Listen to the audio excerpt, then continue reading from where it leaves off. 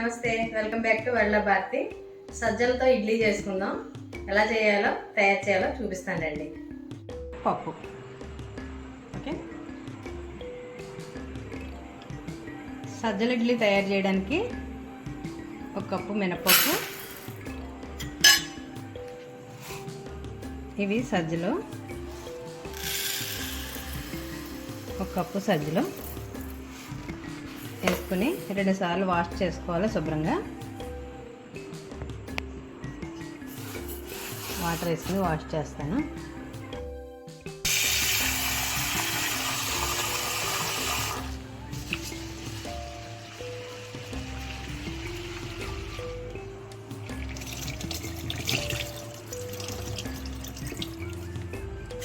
ఇలా 2 సార్లు వాష్ చేసుకోవాలి.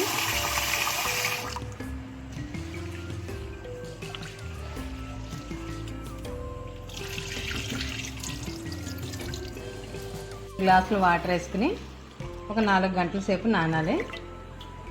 దీన్ని నానబెట్టుకుని తర్వాత మిక్సీ పట్టుకుని ఇడ్లీ పెట్టుకోవాలి. ఇది వెయిట్ లాస్కి బాగుంటుంది. ఇడ్లీ వెయిట్ లాస్కి పనిచేస్తుంది.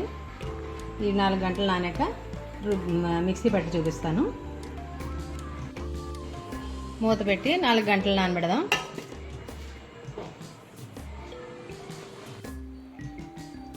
ఇలా మెత్తగా ఆడుకోవాలి.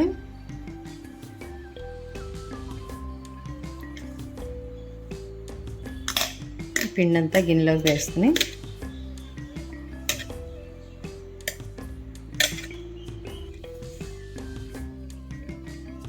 ఒక స్పూను సాల్ట్ వేసుకోవాలి. తర్వాత ఒక స్పూన్ జీలకర్ర, తరిగిన కొత్తిమీర, తరిగిన కరివేపాకు, ఈ 3 కూడా ఇందులో వేసుకుంటే కొంచెం టేస్ట్ అయితే బాగుంటుందని వేస్తున్నాను. మీకు అవసరం లేకపోతే వేసుకోవద్దు, మీకు ఇష్టం లేకపోతే వేసుకోకండి. తర్వాత దీన్ని ఇలా పూర్తిగా కలపాలి. నేనైతే వెంటనే వేసేస్తున్నాను ఇడ్లీ. రాత్రి అంతా పులి పెట్టుకుంటే ఇంకా ఇడ్లీ ఇంకా బాగుంటుంది టేస్ట్గాను. నేనైతే ఇలాగ చేసి వేసేస్తున్నాను, వెంటనే వేసేస్తున్నాను 5 నిమిషాల్లో. మీకు పులిస్తే పిండి ఇంకా బాగుంటుంది టేస్ట్గా. ఇప్పుడు వెంటనే వేసేస్తున్నాను కదా, చిన్న స్పూన్ తోటి 2 చిటికలు ఈనో వేస్తున్నాను. తర్వాత ఇవి మీరు రాత్రి అంతా పులియబెట్టుకుంటే అవసరం ఉండదు, అలాగే వస్తాయి, బాగుంటాయి. ఇప్పుడు కొద్దిగా వాటర్ వేసుకుని దీన్ని మళ్ళీ ఒకసారి ఇలా కలుపుకొని ఇడ్లీ పెట్టేసుకుందాం.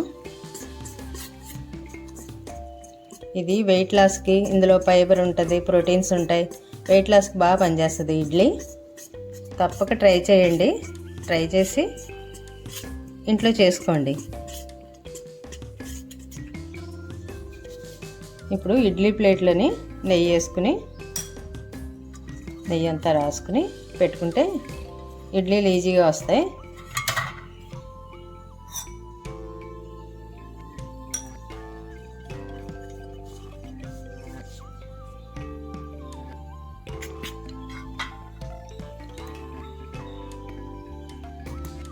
ఇప్పుడు ఇడ్లీలు పెట్టేసుకుందాం.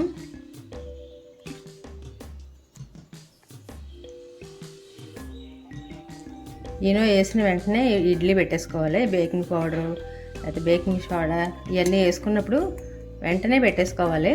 పెట్టుకుంటేనే మనకి పువ్వులు అయితే మెత్తగా దూదుల్లా వస్తాయి అన్నమాట.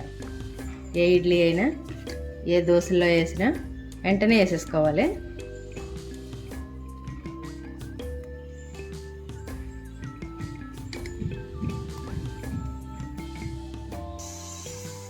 ఇప్పుడు ఇడ్లీ పాత్ర పెట్టుకుని అందులో నీళ్ళు వేసుకోవాలి. తర్వాత ఈ రేకులు ఇందులో వేసుకుని నీళ్ళు మరిగాకనే పెట్టాలి. ఈ రేకులు ఇందులో పెట్టి ముందు మంట తగ్గించి పెట్టుకోవాలి. తర్వాత 10 నిమిషాలు మంట పెడితే బాగా వస్తాయి ఇడ్లీలు. ఇప్పుడు కొబ్బరి చట్నీ తయారు చేసుకోవడానికి స్టవ్ వెలిగించి కళాయి పెట్టుకుని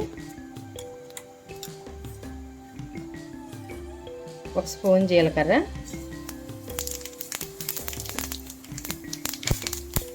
ఒక 5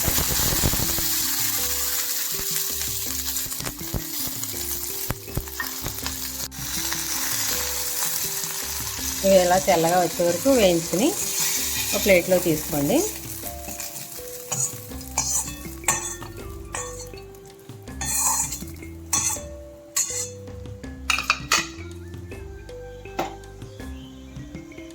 మళ్ళీ ఒక స్పూన్ నూనె వేసుకుని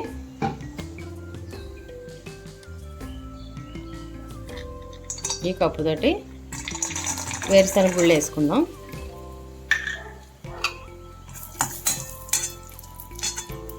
పల్లీలు వేసుకుందాం. తెలుగులోనే 2 భాషలు మాట్లాడాల్సి వస్తుంది. మేము వేరుశనగ గుళ్ళు అంటాం. తర్వాత మీరు పుట్నాల పప్పు అంటే ఒక సైడు, మేము వేపిన శనగపప్పు అంటాం. పుట్నాల పప్పుకి వేపిన శనగపప్పు ఒక్కో ప్రాంతాన్ని బట్టి ఒక్కో భాష. ఇవి పగిలిపోయి ఎర్రగా అయిపోయినాయి కదా, తీసేసుకుని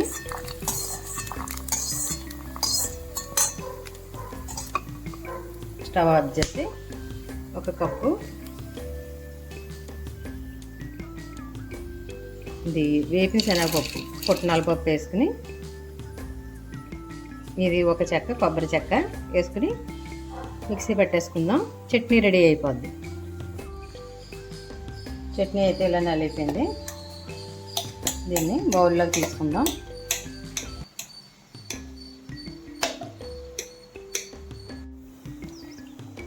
ఇప్పుడు చట్నీకి తాలింపులు వేసుకుందాం.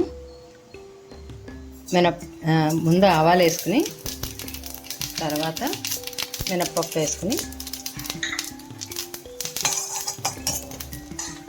తర్వాత జీలకర్ర, ఎండుమిర్చి, కరివేపాకు.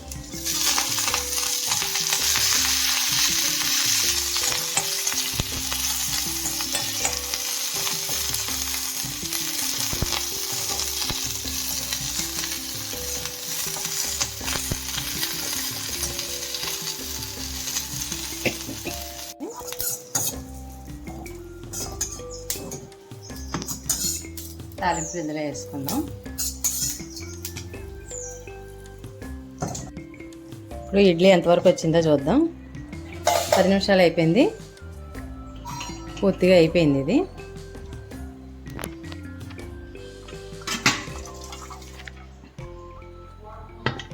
ఒక 5 నిమిషాలు చల్లారాక తీద్దాం ఇడ్లీ.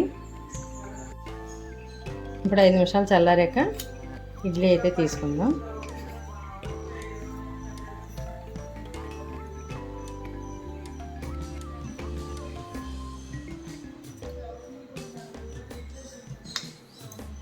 చూసారా ఎంత బాగా వచ్చినాయో ఇడ్లీలు. దానికి కొబ్బరి చట్నీ, కారపొడి, నెయ్యి వేసుకుని తింటే సూపర్గా ఉంటుంది. చూడండి, ట్రై చేయండి. హెల్త్కి చాలా మంచిది. పిల్లలకు కూడా అలవాటు చేయండి. తర్వాత వెయిట్ లాస్కి కూడా చాలా మంచిది.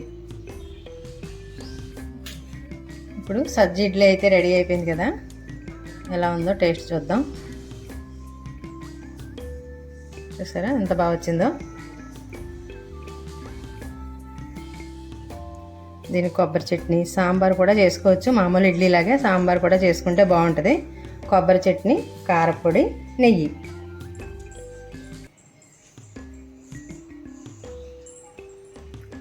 బాగుంది. మేమైతే ప్రతిసారి చేసుకోం, అప్పుడప్పుడు చేసుకుంటాం. కాకపోతే బాగుంది, చాలా బాగుంది. అన్నీ కూడా ఇడ్లీలు మన ఈ మిల్లెట్స్ ఉంటాయి కదా, అన్నీ కూడా ఇలాగ జొన్నలు, రాగులు, సజ్జలు అన్నీ ఇడ్లీ చేసుకుని పిల్లలు పెడుతూ ఉంటే అలవాటు అవుతుంది. చాలా బాగుంది ఇడ్లీ.